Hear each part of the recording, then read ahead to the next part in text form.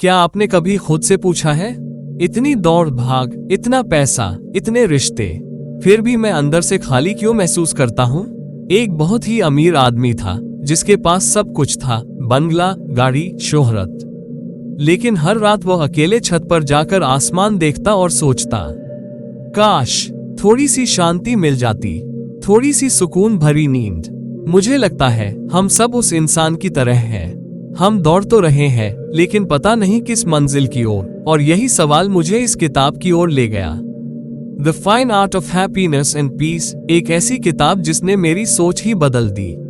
नमस्ते दोस्तों, मैं हूं आपका दोस्त और आप देख रहे हैं बुक्स से प्रेरणा, जहां हम किताबों से सीखकर जिंदगी को बेहतर बनाना सीखते हैं। अगर आपको भी लगता है कि किताबों में वो ताकत है जो जिंदगी बदल सकती है, तो अभी हमारे चैनल को सब्सक्राइब कीजिए और आइए आज की इस खूबसूरत किताब में डूबते हैं। इस किताब में लेखक ने कहा है, खुशी और शांति कोई मंजिल नहीं बल्कि एक रोज का अभ्यास है, एक फाइन आर्ट है जो हम सीख सकते हैं। यानी ये कोई जादू नहीं है, ये एक ऐसी कला है जो हर कोई सीख सकता है, बस अगर दिल से सीखे। मुझे पहले लगता था कि जब सब कुछ ठीक होगा, पैसे होंगे, समय होगा, तब मैं शांति से बैठ सकूंगा। लेकिन जब वो सब मिला तब भी बेचैनी बनी रही। फिर इस किताब की एक लाइन ने मुझे हिला दिया, जो शांति को बाहर ढूंढता है वो हर बार खोखलेपन से टकराता है, शांति भीतर से उपजती है। बुद्ध को भी सब कुछ मिला था, राजमहल, ऐशो आराम, परिवार। लेकिन उन्होंने एक बात समझ ली, असली शांति दुख की समझ से आती है, उससे भागने से नहीं। उन्होंने ध्यान, करुणा और वर्तमान क्षण की चेतना से उस शांति को पाया जो आज भी लाखों लोगों को प्रेरणा देती है। जब तक हम अपने विचारों, भावनाओं और क्रियाओं के प्रति जागरूक नहीं होंगे, तब तक शांति केवल एक सपना ही रहेगी। हम दिन भर क्या सोचते हैं, कैसे प्रतिक्रिया देते हैं, ये सब मिलकर हमारे अंदर की दुनिया बनाते हैं। मुझे एक दिन ध्यान करते हुए लगा कि मेरे अंदर बहुत शोर है, दूसरे क्या सोचते हैं, मैं क्या खो दूंगा, क्या पा नहीं सका। पर जब मैंने बस 5 मिनट हर दिन शांत बैठकर अपने विचारों को देखना शुरू किया, तो कुछ दिन में ही मन हल्का लगने लगा। श्री अरविंद कहते थे, चेतना का विकास आत्मा की यात्रा है। अगर हम अपने अंदर की हलचल को देखना सीख जाएं, तो धीरे धीरे बाहर की उथल पुथल हमें परेशान नहीं करती। क्या आपको कभी ऐसा लगा है कि सुबह की चाय की एक चुस्की, बारिश की पहली बूंदें या माँ के हाथों की रोटी, बस इन पलों में कोई गहरी शांति छुपी होती है? लेकिन ये पल इतनी जल्दी गुजर जाते हैं कि हम उन्हें जी ही नहीं पाते।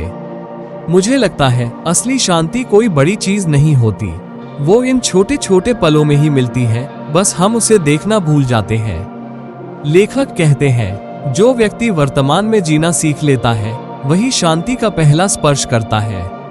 भूत का पछतावा और भविष्य की चिंता, यही दो चोर हैं जो हमारी शांति को हर दिन चुरा लेते हैं। एक बार मैं बहुत परेशान था, काम का तनाव था, रिश्तों में उलझन थी। तो मैंने एक दिन सिर्फ 10 मिनट के लिए अपना मोबाइल बंद किया, खिड़की के पास बैठकर बस पेड़ की पत्तियों को हिलते देखा, और यकीन मानिए उस 10 मिनट की शांति ने मेरा पूरा दिन बदल दिया। गांधी जी हमेशा कहते थे, वर्तमान पर फोकस करो क्योंकि वही तुम्हारे हाथ में है। उन्होंने जेल में रहते हुए संघर्षों के बीच भी प्रार्थना और ध्यान के माध्यम से जो आत्मिक शांति पाई, वो उनके हर शब्द और कर्म में झलकती थी। लेखक कहते हैं, कृतज्ञता यानी धन्यवाद का भाव, ये शांति को भीतर बुलाने का सबसे सरल और शक्तिशाली तरीका है। जब हम हर उस चीज के लिए शुक्रगुजार होते हैं जो हमारे पास है, तो हमारा मन शिकायतें करना छोड़ देता है और सुकून से भर जाता है। मैंने एक छोटी सी आदत शुरू की, हर रात सोने से पहले 3 चीजें लिखता हूँ जिनके लिए मैं आभारी हूँ। शुरुआत में यह अजीब लगा, लेकिन कुछ ही दिनों में मुझे महसूस हुआ कि मेरी सोच सकारात्मक हो रही है, छोटी छोटी चीजों में भी खुशी मिलने लगी। मदर टेरेसा कहती थी, हम हमेशा बड़े काम नहीं कर सकते, लेकिन छोटे कामों को बड़े प्रेम से कर सकते हैं। उनके हर कर्म में सेवा, विनम्रता और आभार की भावना थी, और यही उन्हें शांति का स्रोत बनाता था। लेखक का कहना है, जो व्यक्ति पुरानी बातों, गलतियों और दुखों को नहीं छोड़ता, वो शांति की ओर कदम नहीं बढ़ा सकता। क्षमा करना और छोड़ देना, ये दो सबसे कठिन लेकिन सबसे जरूरी कला है। किसी ने मुझे एक बार बहुत बुरा कहा था और मैं महीनों तक उसे लेकर जलता रहा, लेकिन जब मैंने उसके लिए प्रार्थना की, उसे मन से माफ किया, तो जैसे मेरे भीतर कोई बोझ उतर गया।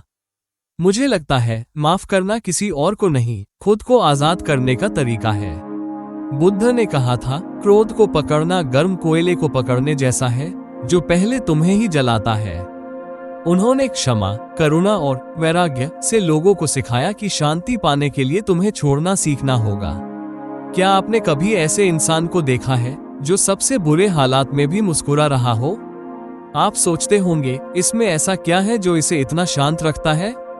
मुझे लगता है ऐसे लोग कोई जादू नहीं करते, उन्होंने बस वो कला सीख ली है जो ये किताब सिखाती है, अंदर से शांत रहना, चाहे बाहर कैसा भी तूफान हो। लेखक कहते हैं, जब तक हमारी जड़ें बाहर की चीजों में हैं, जैसे दूसरों की राय, पैसा, सफलता, तब तक हम कभी भी स्थायी शांति नहीं पा सकते। हमें अपनी जड़ें भीतर मजबूत करनी होंगी, अपने मूल्यों, विश्वासों और आत्मा से जुड़कर। जब मेरी जिंदगी में सब कुछ उल्टा पुल्टा हो गया था, एक दोस्ती टूटी, आर्थिक दिक्कतें आईं, तब मैंने ध्यान, लेखन और प्रार्थना को अपने जीवन का हिस्सा बनाया। धीरे धीरे मेरी सोच बदली और मुझे लगने लगा कि बाहर जो हो रहा है वो मेरे भीतर की शांति को नहीं हिला सकता अगर मैं खुद को जानूं। स्वामी विवेकानंद ने कहा था, हम बाहर की दुनिया में जो कुछ देखते हैं वो हमारे भीतर की स्थिति का प्रतिबिंब है। उन्होंने अपने भीतर इतना बल विकसित किया कि अमेरिका जाकर हजारों लोगों को भारतीय अध्यात्म का दर्शन करवा सके, वो भी पूरी विनम्रता और शांति के साथ। लेखक का कहना है, शांति कोई अचानक मिलने वाली चीज नहीं है, इसे हर दिन की छोटी छोटी आदतों से पैदा किया जाता है। जैसे सुबह बिना मोबाइल उठना, प्रार्थना करना, दूसरों को क्षमा करना, गहरी सांसें लेना, एकांत में बैठना। मैंने ये सीखा कि जब भी मैं गुस्से में होता हूँ तो बस 3 गहरी सांसें लेने से बहुत फर्क पड़ता है। अब ये मेरी आदत बन गई है, किसी भी स्थिति में जवाब देने से पहले रुक जाना और खुद से पूछना, क्या ये जरूरी है? रामकृष्ण परमहंस कहते थे, अगर मनुष्य रोज आत्मा के मंदिर में प्रवेश करे तो बाहर की दुनिया उसका चैन नहीं छीन सकती। उनकी जीवन शैली में दिनचर्या, भक्ति और आत्मचिंतन का ऐसा संतुलन था जिसने उन्हें शांत और दिव्य बनाया। लेखक कहते हैं, हम खुद को जब तक सिर्फ शरीर, नाम, काम, रिश्ते से पहचानते हैं तब तक हम खो जाते हैं, पर जब हम आत्मा को पहचानते हैं तब हम सच्चे अर्थ में शांत होते हैं।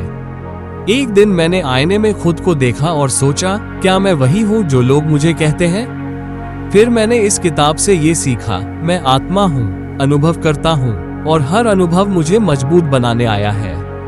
इस सोच ने मुझे अंदर से ऐसा शांत कर दिया कि अब मैं हर दिन खुद से जुड़ने की कोशिश करता हूँ। रमन महर्षि की पूरी साधना ही इस प्रश्न पर थी, मैं कौन हूँ? वो कहते थे, जब तक हम खुद को जान नहीं लेते तब तक शांति मिल ही नहीं सकती।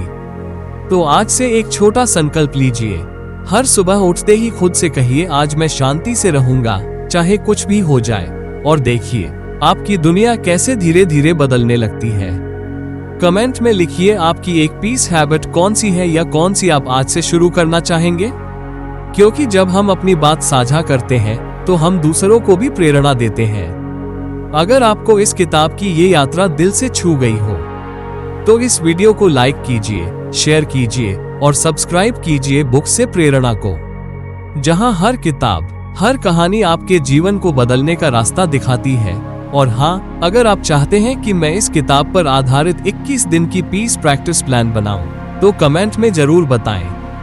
हाँ, मैं 21 दिन की शांति साधना के लिए तैयार हूँ। मैं एक पूरा वीडियो इसी पर लाऊंगा। Thank you. जय हिंद, जय भारत।